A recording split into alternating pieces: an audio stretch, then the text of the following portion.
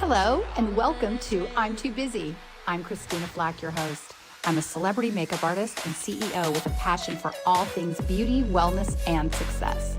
On this show, I'll take you on exciting journeys, sharing personal stories and insights from inspiring entrepreneurs. Together, we will explore manifestation, health, wellness, and the secrets to thriving in life and business. Let's jump in and get inspired. Hello, welcome to I'm Too Busy. I am Christina Flack, and today I am so excited because I'm in definite need of some calm. I am joined by the radiant and the wise Ambika Devi. She's an internationally best-selling author. She's an award-winning teacher, speaker, and meditation guide who has devoted her life to helping people discover their true nature. Welcome. How are you? I'm doing great, Christina. Thank you so much for asking and for having me as a guest. Oh my gosh, I am so in need of this. Today's been very stressful. So, you've taught meditation to over 20,000 people. That's remarkable. What first drew you to this practice 47 years ago? Oh, that's actually when I began as a professional. I'm older than that. I started in the 60s when I was 6 years old. That's when I was introduced to meditation. So it wasn't presented as meditation. I was taken out of public school because I wasn't learning to read properly. And I was invited into a new, at the time, a very cutting edge reading program for kids like me. The deal was I had to do first grade over again, which I agreed to as soon as I found out other kids were in the same boat. And Right. we became accelerated learners. We were introduced at this school, which was a Quaker school, to what they call meeting for worship. So every Wednesday morning, the kids from my grade, first grade through sixth grade, went to a meeting house. That's what they called it. And we sat quietly, silently for an hour together. So it became a habit.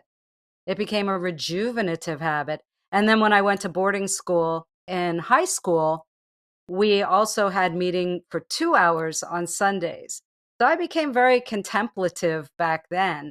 I also was introduced to yoga, which yoga, most people still think yoga is a stretchy pants exercise program. It's a philosophy for life. And its main directive is meditation. And then all the work I do involves contemplative thought, and my thing is giving peace and self acceptance to my clients and listeners. I totally agree with what you say about yoga because to me it's a moving meditation. Would you agree with that? No, the moving meditation is when you get off of the mat. So it's a misconception. The whole Hmm. thing about the exercise program of yoga, and I don't know what style you're studying or taking class in, because a lot of places are focused on it as stretch your muscles, calm down. There are many different types and styles of classes. But what it means to be in moving meditation, Christina, is when you get off the pillow, get off of the yoga mat, and walk in life in the state, because it's a state, it's not a location, it's a state of being in the state of meditation. And that is neutrality. Neither I like it or I don't like it. Totally neutral, completely non reactive. That's what moving meditation means. Interesting. You've said that love and service are most important. How has this transformed your life? Yogis are often in service. So even a stay at an ashram will ask you to maybe wash your own dishes or even clean areas of the ashram. Also, going back to Quaker school. And even though I didn't continue in Quaker school all the way to the end, I went to a different type of school in my senior year. We had jobs and they changed. Maybe I raked leaves. Maybe I worked in the library and assisted the librarian. Or everybody at my high school had to work in the kitchen. And it really humbles you and teaches you what goes in to supporting you as a student. So I learned service then and to appreciate the service providers, and to really be grateful. What some of us then later in life, maybe in corporate world, start to realize is when I'm grateful for what I have, I can more easily manifest what I want. And that's part of the law of attraction.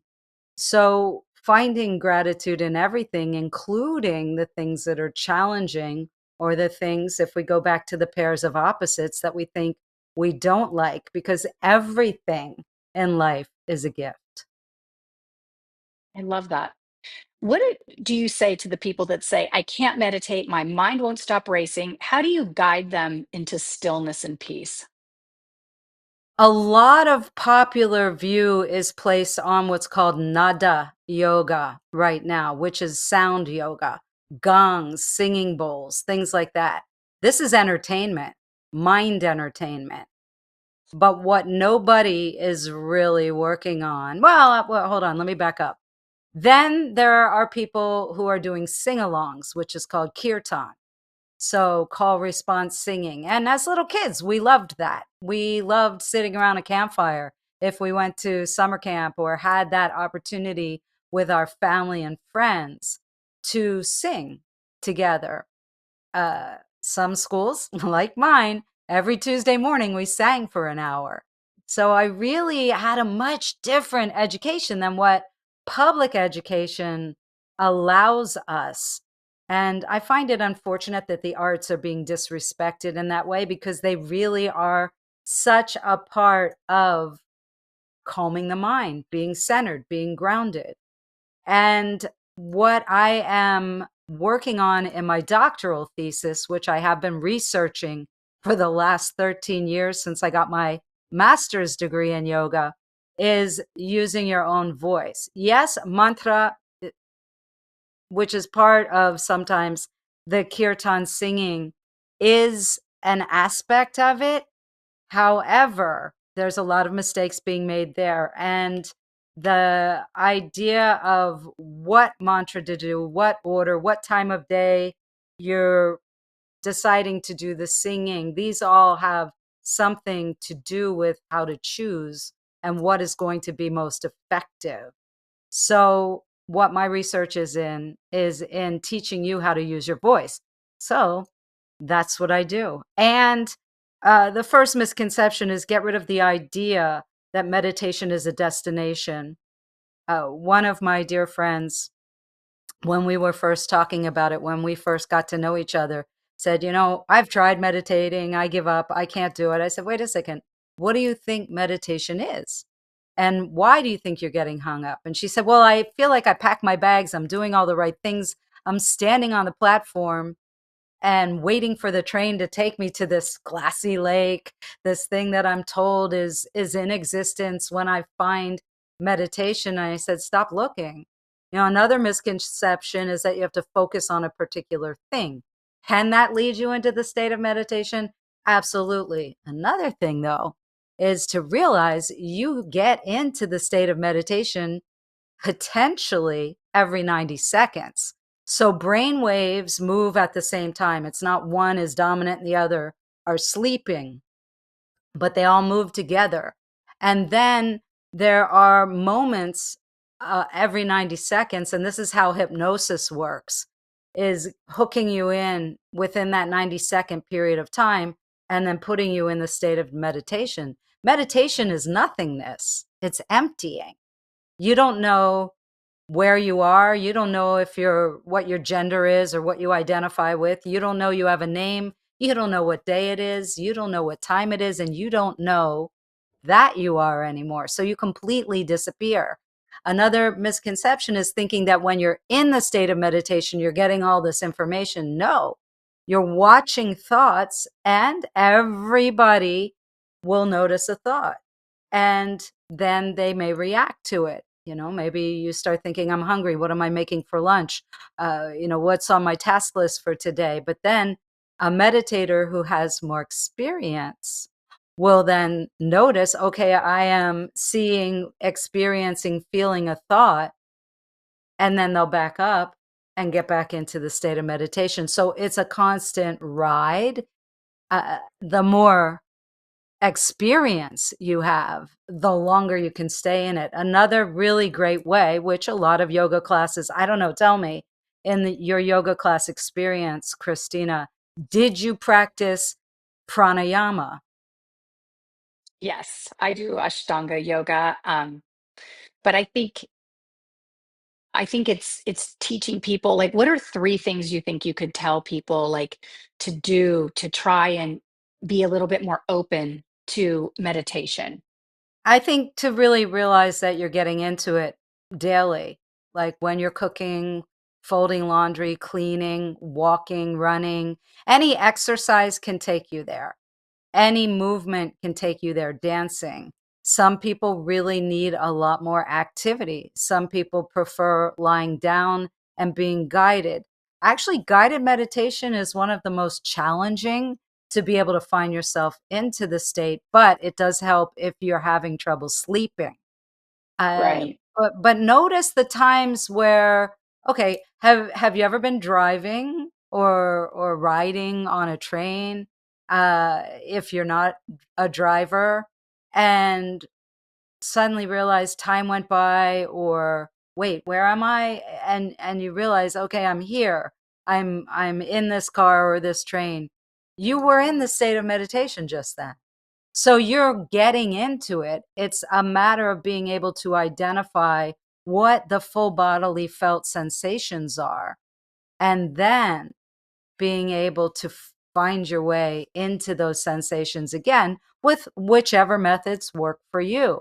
Now, Ashtangi yogis really like that sweat and that force, and that's fiery. That's because most people are pitta. There are three qualities of nature. And we know there's a lot of type A personalities. Pitta is fire and water. Pitta dominant people are predominant on the planet. And so they like that. They're attracted to things like hot and then cold plunges and things like that, which will, in their own way, show you and give you the experience of the pairs of opposites. And then it's in that neutrality point where meditation is. So try these different things. You know, if you already know you're into walking or being in nature, uh, try just lying on the ground and looking at the sky, whether it's night or day. And I think a lot of us call it zoning out. That's the meditative state.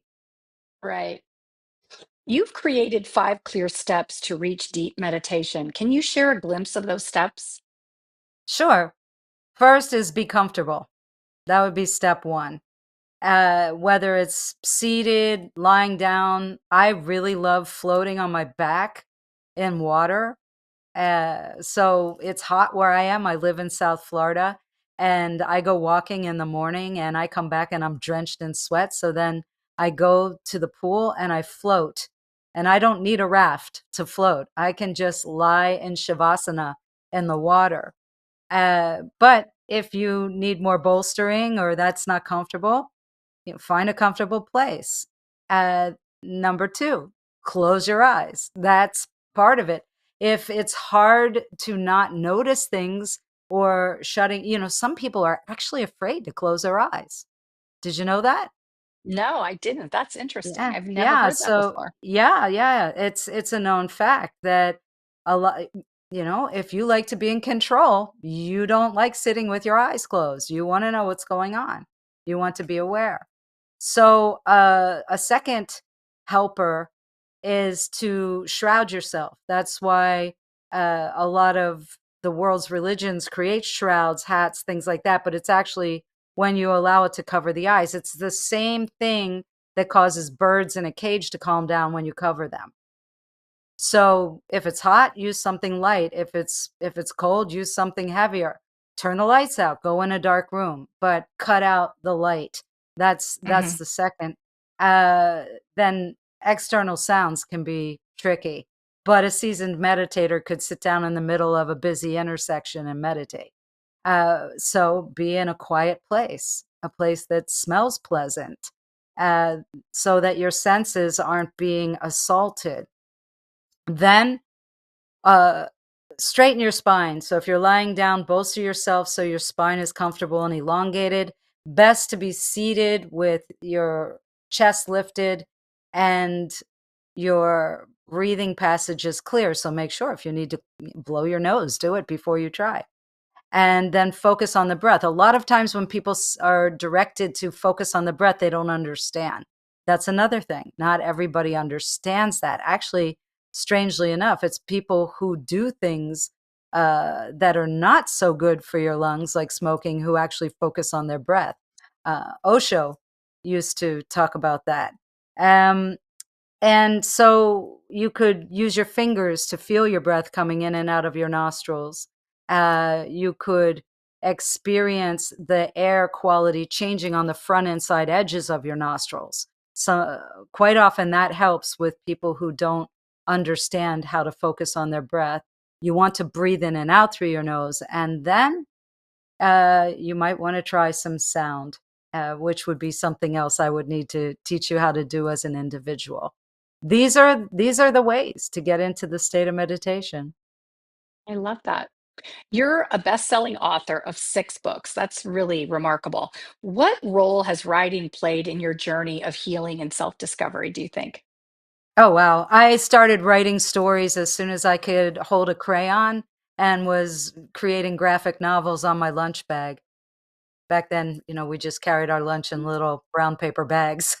And I had the good fortune of when I started to read books for school that didn't have pictures on every page, that my teacher, because we had to do book reports back then when I was a little teeny child, I would draw down the margin of my notebook paper, and God bless Mrs. Palmer, my third grade teacher. She never said don't. She let it go and always encouraged me. And my mother was really into books. We had a gigantic, very, very thick dictionary in our dining room.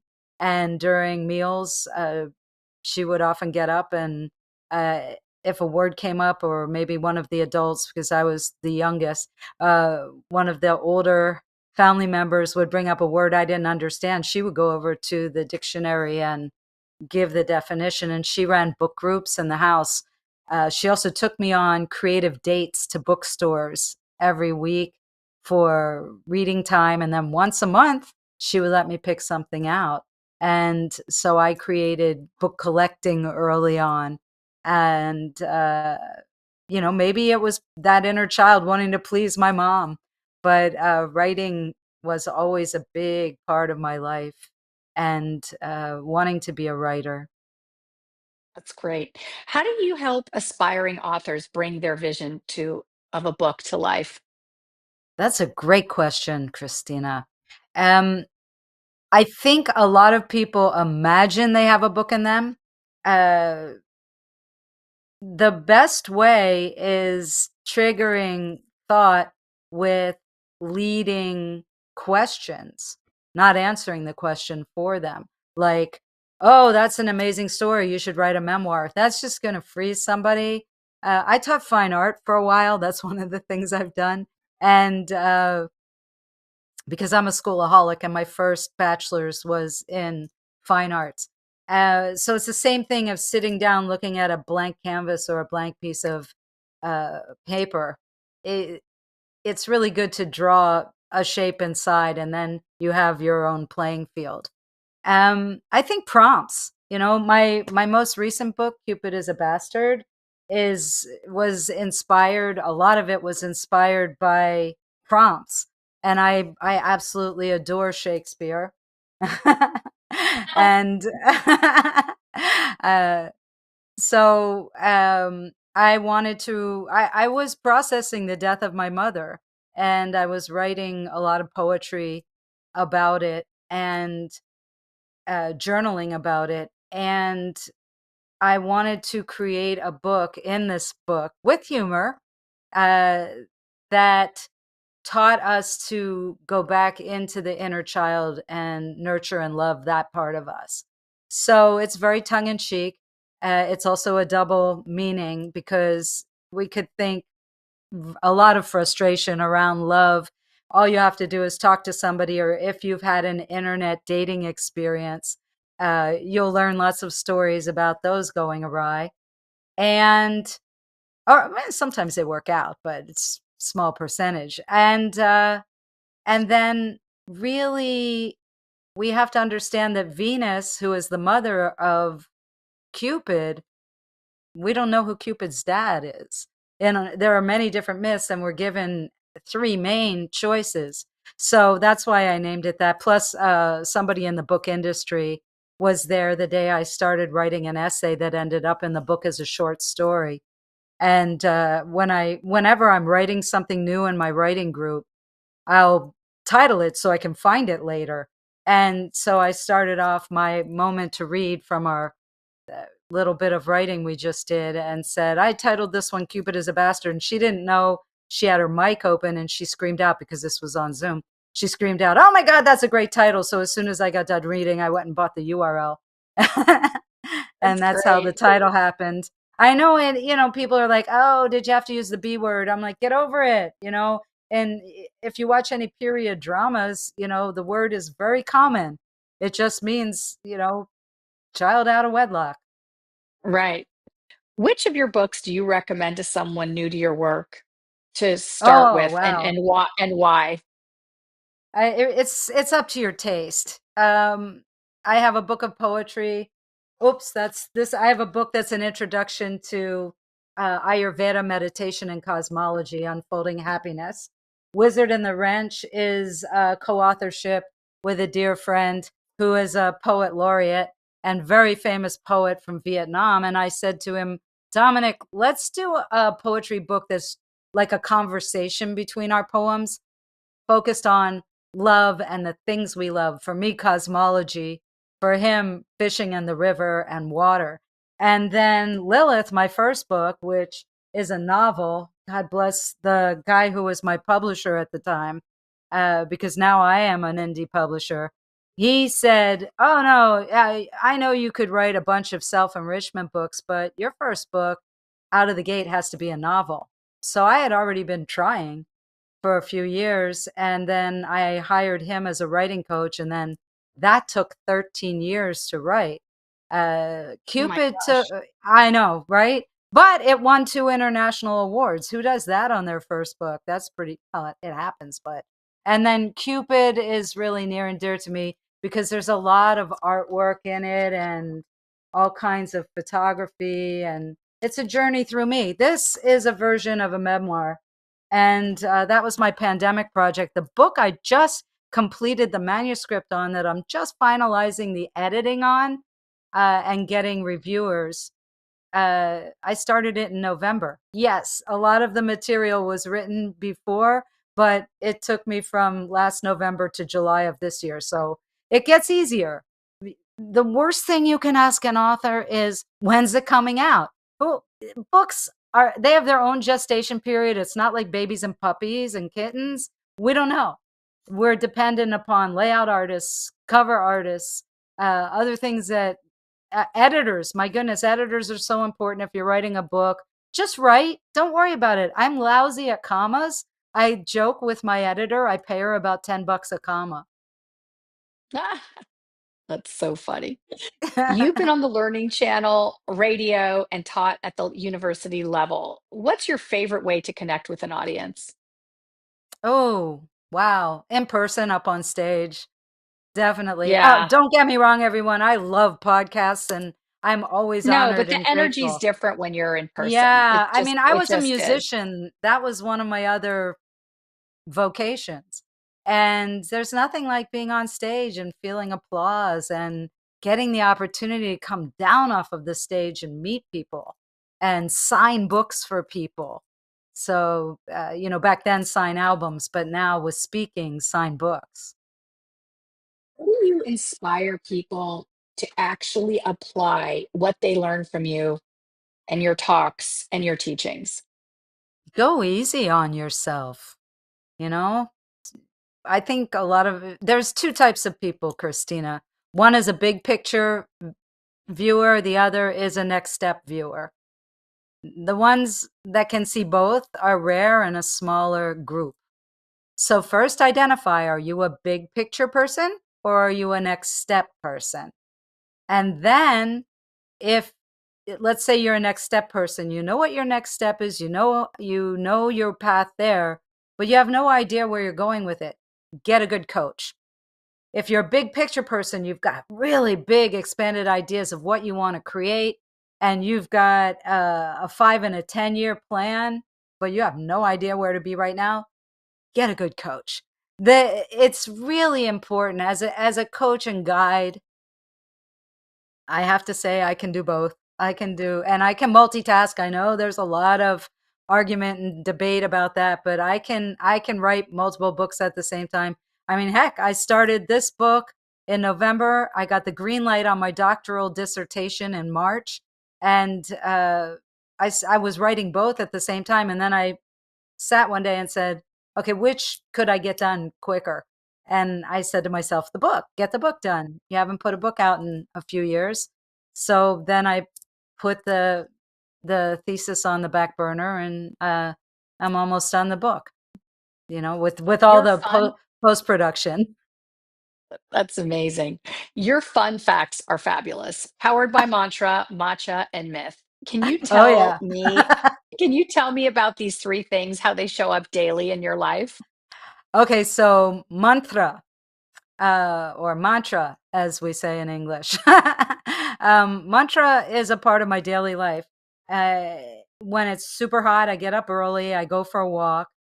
I'm silent for the first part of the walk. I'm listening to the birds sing their song. I'm listening to the insects. And then at some point, whenever I feel inspired, there's a whole string of mantras that I chant. First and always first, Ganesha. Uh, and you can read an article on my blog about why, in the power of your own voice, that article. So then I go through a string of chants, and I was a singer and a drummer when I was a professional musician. So singing just comes natural and is fun, and I am unencumbered and happy to. Uh, Mantra, when it's done correctly, can really shift your feelings. Do I wake up sparky every day? Heck no, I'm human, So I look at, if I remember a dream or what was going on. Like I had a weird dream last night. We won't get into it. But this morning I was kind of solemn at the beginning of my walk. And as soon as I heard a mourning dove, it just shifted me. And Isn't it amazing that you can hear yeah. a bird? It's like one little sound can just totally shift your mood. That's the beautiful thing. I talk to the birds. I during the pandemic lockdown, I was feeding birds, squirrels, even other creatures. I won't name them, so in case my neighbor is watching this, I don't tweak her out. But I was whistling. I made friends with a baby male cardinal who then brought his brand new female companion. I named them. I named the squirrels. I was feeding them seeds and fruits and peanuts and all sorts of things. I talked to the crows. And in order to get their attention, I was whistling a little bit of the Harry Potter main theme. Who knows? I love Harry Potter. I taught at a school of wizardry online for a while, and wrote 56 courses for them. And so I whistle this tune. And anytime I see a cardinal, I still use that whistle pattern. And I swear, the whole Cardinal Nation in my neighborhood knows me. I mean, I love I that. experienced wild stuff, and with cardinals, just such a connection with them, and the squirrels too, because I was using the one whistle for everybody. Well, the squirrels got onto it quick when the cardinals would show up for peanuts, and then I had to, dole out food to everybody. But yeah, it's just a connection with nature is huge. If I walk on this one particular path, I always hug this one gigantic, gorgeous tree, which I might put on the cover of this new book as part of the collage. All my book covers are kind of the collage genre ish. And I've always loved collage art, vision boards. I always make vision boards every year, which is cut out magazine pictures and words. And so I think, be creative. I get into all kinds of creativity. I build Lego. I do some freestyle, some kits. Uh, if I get writer's block, like I did have a writer's block issue when I was writing for a magazine a few years ago, and that's when I built that little Grogu behind me. I hadn't played with Lego since I was a little kid. I'd bought Do you Lego have for children? Do kids. you have children? No, I'm the kid. I don't have pets or kids. I am what's considered a yogi in society. I live alone. I'm totally blissed out. No kids, no pets, no children. Have I had pets in the past? Yes, I grew up on a farm with horses, cats, and dogs. So don't get me wrong. I love animals. I just don't need to pick up after them anymore. And it's also part of letting go of attachment. You'll hear yogis and meditators talk about this, about attachment. And it's really true. When you have these in your life, it's more difficult to be detached. Um, so I was experiencing writer's block and I was trying everything. I was resubmitting, and I was coming to deadline and I was on day 3 and I was freaking out. Yes, I freak out. And I had just ordered this little Grogu sculpture from Lego, and I thought, you know what? I'm shutting the computer down. I'm going to go play with this Lego. And I spent the entire day with some YouTube and other stuff playing, music playing at times, and built this Grogu. The next day, I finished the last part that I was just too tired to finish. And then all of a sudden, I walked over to my computer, wrote the article, and it got accepted. So that to me proved, stop trying to push the boulder up the mountain. Just let the boulder be. Go do something else, preferably creative, preferably non related, and then give it a rest and come back to it and see if you might find a new path, a new creativity. What's one surprising thing people would be surprised to know about you? Surprising thing. Wow. Well, I already gave a lot of those secrets away. Um, I love language, etymology, and I'm not talking about just English. I'm also really into learning other languages. And I've been to 30 countries. How many languages do you speak? Well, English, Spanish, a little bit of French, a little bit of Italian.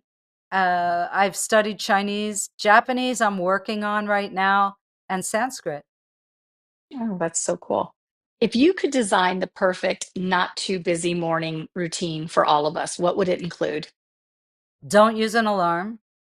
Don't have any electronics in your bedroom. Make it super, super dark. So if you can black out the room, and you don't usually, black it out and sleep until your body says get up. And then you could either sit to meditate after you wash, because it's always good to visit the bathroom first. Wash your mouth. That's another thing that will hang you up with meditation if you have strange tastes in your mouth. So if you use strong mouthwash or other things, just try and get neutral if you can, because even like a strong cinnamon or mint taste could throw you off a lot. Um, so you wash, and then if you want to go on a moving meditation, like I'm Tridoshic. If you don't know what that is, definitely read Unfolding Happiness, my second book. I will explain Ayurveda and what Tridoshic is and what the doshas are. And so my body is kapha. A lot of people mispronounce this as kapha. It's with a ph, but it's kapha.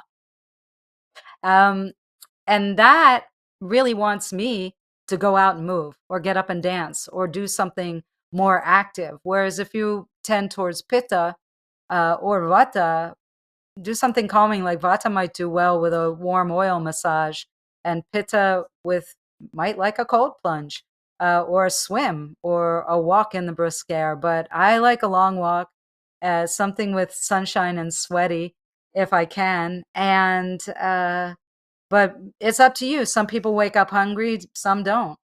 So drink water before you eat or drink anything else. That is definitely going to change things for you. I completely agree. It's the first thing I do in the morning. Where is your happy place? Oh, depends on the season. In the heat, floating on my back in the pool. In the wintertime, a bath with Epsom salts and peroxide in it, or vinegar, depending on how I feel and what I've been eating recently. Or sometimes essential oils. And it's here's a trick: take the essential oil, put it in a handful of Epsom salts, and that'll keep it from just floating on the water. I did teach holistic health at the university level for 21 years, so I have a lot of tips and tricks for the body. I love that. How important is self-care to you, and what are a few things that you love to do for self-care? Ooh, I've been told by friends that I have the highest level of self-care of anyone they know. Uh, Self-care is honoring where your feelings are and adjusting. Yogis, we like to accept, adapt, and accommodate. But then you have to ask yourself, am I overcompensating for other people's behavior, or am I in denial about my own behavior? Fasting on Ekadasi days, you as an Ashtangi probably know what that means. If not, I'll explain. But fasting at least once a month, water fast. I'm okay with you having tea. If you can't and you just have that much pitta, eat some fruit, but eat lighter on a day. I don't recommend fasting for more than 3, but I fast twice a month on the 11th day. That's what Eka means. And Ekadasi is observing the 11th day after a lunation of the full moon or new moon. And walking, moving, singing, you know, uh, any wise medicine person, shaman, curandero, they're going to ask you questions to checklist your level of happiness and health and well-being. And when was the last time you looked at the sky, both sunlit and moonlit? When was the last time you danced? When was the last time you connected with nature? How did you connect with nature? When was the last time you did something creative? And then we can start to look at, what are you taking in? In Ayurveda, it's not just food, it's your environment, it's the media. So if you're really upset, let's look at the media you're ingesting. It's quite uncanny how people who develop certain diseases in the body, when we look at the media they consume, the books they read, we can create a direct line of that affecting them. So it's also the colors your environment, the sounds in your environment, the air quality, the water quality. Most people just don't realize that your skin is drinking in more than your throat and swallowing water. So bathe in clean water. I've talked to a lot of people who've been to Japan. They're like, wow, my acne went away, or my skin disruption calmed down. That's because the water is cleaner, and most places have good filtration. So filter your water. If you're in an apartment, you can get things you can put on the shower head. Filter your drinking water, and say a prayer on your food and your drinking water. I challenge you. If you thank water, you don't have to believe in a divine presence, but if you do, add it in and uh, do an experiment. Just drink water, see what it tastes like. Then try it again later, but say thank you, water, and I love you, water, and see. I'll bet you it's sweeter. What do you have a favorite quote or motto? Mm. Yes, Cicero, the Roman statesman, quite a philosopher. His phrase is, everything is alive, everything is interconnected. Oh, I love that. Where is your dream vacation? Ooh, I just like to explore new places. Um, I love land and sea. Uh, if I haven't experienced something for a while, for instance, I haven't gone to see the autumn leaves in several years. So my next vacation is cruising from Quebec to Miami. So a one-way ocean voyage. I love being on the ocean, boats, from tiny boats to big ships. And I'm super excited about this That because it's sounds so fun. coming up. Yes, and it's on a line I haven't been on. So I love the mountains. I love nature. Remember, I live in a jungly tropical area, so it's more novel to smell snow coming or play in the snow. I've lived in the snow, trust me. I've lived in the desert. But dream vacation? Wow. I mean, I've been on some of them, and I hope every vacation I create is a dream. You've said that your mission is peace building. What does peace mean to you on both a personal and a global scale? I said earlier, yogis, we should, and I am shoulding us, I'm shoulding on us yogis. We should accept, we should adapt, and we should accommodate. But that's with harmony. I feel that peace is when we get out of this on off, good, bad, hard, easy pairs of opposites and come closer to neutrality. I also like to steer the thought process away from balance. I say throw the word balance out because life is more like music and not everything is in perfect harmony or rhythm. And it's the space in between the sounds that carries the importance and catches our attention. So some people get really stressed out when they don't know what's coming or they're looking for a job and they keep hitting walls. So for them, embracing the void is important. And then for the ones who are all stressed out because they're achieving, they need to do nothing. So if you're, I'm going to get a little edgy here. If you're a staunchy vegan, I mean staunchy, what would take you completely in the other direction? How do you feel about it? I'm not going to name things, but you know what I'm talking about. Or just letting go of getting off the soapbox. Um, if you've been partying too hard, how would it feel to clean out and maybe practice a different diet for an entire month? I think I'm in my 60s. So as we age, it's even more important to be honest about what you're doing to the body if you want it to last and serve you well. So Right. this to And me that's is creating peace. But peace on the planet, if we could all accept each other, if we could sing with each other, if we could experience other people's food, their dance, their art. And that's how I was raised. My parents took me out of school. It was my dad's idea that when we experience food, art, music, language, other cultures, we become more accepting. And his motto was shoot pictures, not guns. So I was raised in a pacifist family. And what if this was the norm? This, to me, is what is missing in our current modern society. And then if we could look up in the sky, see a giant ship, and realize, oh, holy cow, we are all earthlings and that is coming to take us over. Would you still be fighting with each other?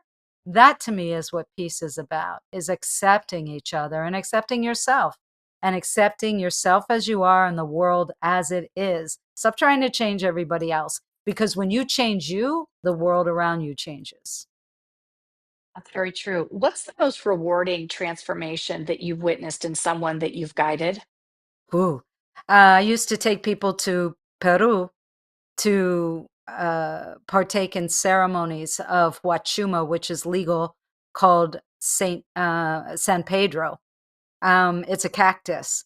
And I had a participant who had never had a passport, which is challenging when you're a tour guide, when you're taking somebody to a foreign country where they don't speak the language. They're going to be leaning on you really heavily, which is fine. I mean, I knew what I was getting into. 6 weeks before we left, she was diagnosed with a type of cancer. And now she's freaking out. She has the passport, they have the tickets, her husband ready to go. I mean, can you imagine the fear? And also, if a person is taking some kind of anxiety medicine or any medicines, they have to go off of it for a period of time leading up to this type of trip. And so there was a lot of demand and stress on her. Plus, she was not sure about her career choice that she had been in for a while. So after talking to her, counseling and coaching, she decided to go ahead with it, and she came with us. She was only going to do one ceremony. There were two on the trip. It was a 9-day trip. And we were doing a lot of sightseeing, going to amazing places, of course, including Machu Picchu. She went home, and that diagnosis, that recheck said, not only is it's not in remission, the cancer's gone. Wow. That's Yeah, beautiful. that blew me away. And I mean, all I did was act as a shepherd. She did the work. The curanderos did the work. The cactus, which is also referred to as grandfather, very nurturing, heart opening, did the work. I would never promise you anything like that, but I can say I witnessed it. That's beautiful. How do you want to be remembered as a teacher, an author, or something even deeper? Um, Legacy is an interesting thing. You know, I think if we're attached to how we're remembered, it's hanging us up for discovery. Really, I mean, I've got some people who have already said, "Can I have your library?" Believe it or not. And that's a reality check. Is like, holy cow, somebody's already thinking about what can I have your house? Can I have your library? Um, just remember me as someone who loved life and let it inspire you. I love that. I actually would take that as a compliment if someone wanted your library because they admired it so much. I don't think it's so much something that they're trying to take, it's something that they No, admired in you. I remember I like humor. Um, I do have some rare out of print books, especially in astrology. I'm an astrologer. I have a college. That's one of my college degrees, and that's what I was on the Learning Channel for, as a relationship expert. And I ghost wrote for a very famous astrologer when I was younger, who wrote for Sedona Times, and she and her husband were the astrologers in Berkeley back in the 70s. And I have some books by them. So, I want somebody good to get those, of course. Of course. What have I not asked you today that you'd like to share? No, I think, I mean, this has been amazing, really fun. Um, I really don't have a question to ask myself. I already had lunch, so I've answered that one. And how about how to get in touch with me? My website, ambikadevi.com, ambikadevi.com. I'm sure it'll be in the show notes. And you could also look up Ambika Devi with 1008. I'd love it if you follow me on Instagram or some of the other channels on YouTube and LinkedIn. You don't need the number, but my name is the name of a great mother goddess. It's one of her 1,000 names. So, uh, you know, she's got some precedence when you search just my name, but you should be able to find me easily. And I'd love to meet you. Don't be shy. That's something is just don't be shy. There's no need to be shy. Reach out. You have a question? Ask me. If I've written something about it, I'll show you where it is. Ambika, I want to thank you so much for being on I'm Too Busy today. It has been such a pleasure meeting you. I will never forget this. Um, Really? Oh, wow. Thank you. yes, everything will be in the show notes, how to get in touch with Ambika and all her books that she's written. I'm Christina Flack, and I'm Too Busy. I'll see you next week.